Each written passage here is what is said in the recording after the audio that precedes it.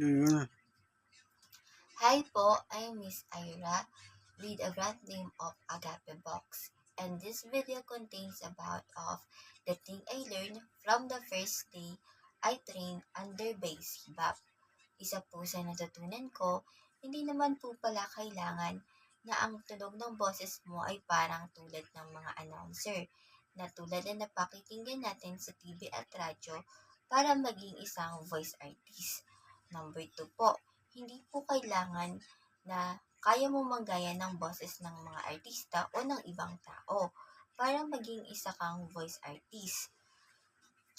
Ang katotohanan nga po, mas gusto ng ibang tao na mas tunog natural ang boses natin. Number 3 po, sa natutunan ko po, ay kailangan ang pagiging voice artist ay nilalakapan mo ng pag-ibig.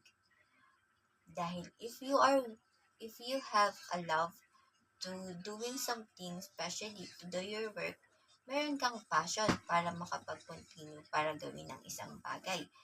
Dahil hindi naman po ganun kadali ang pagiging isang voice artist. Number 4 po, you willing to do even it is crazy things o yung dun sa mga bagay na hindi ka komportableng gawin. Dahil ang pagiging voice artist po ay kailangan alam mo yung ginagawa mo at handa ka na gawin yung mga bagay na ipapagawa sa'yo doon para sa project na meron ka. Number 5 po is kailangan wag mo pong i-give up yung larangan na meron ka sa kasalukuyan. Lalo na nga po kung nag-uumpisa pa lang po tayo sa pagiging voice artist. Dahil hindi pa naman po stable financially ang iyong network pagdating sa voice artist. And then, tandaan po, ang pagiging voice artist po ay isa po siyang uri ng freelance. Kaya po, kapag nag-uumpisa pa lang po tayo, mas mabuting wag po nating iwanan yung trabaho na meron po tayo. And then po, isa po sa na-realize ko na ang pagiging voice artist po pala ay isa sa masining na paraan na kung saan pwede nating i-express ang sarili natin. Hindi lang siya about sa kung maganda ang boses mo, but it's also your identity as a voice artist.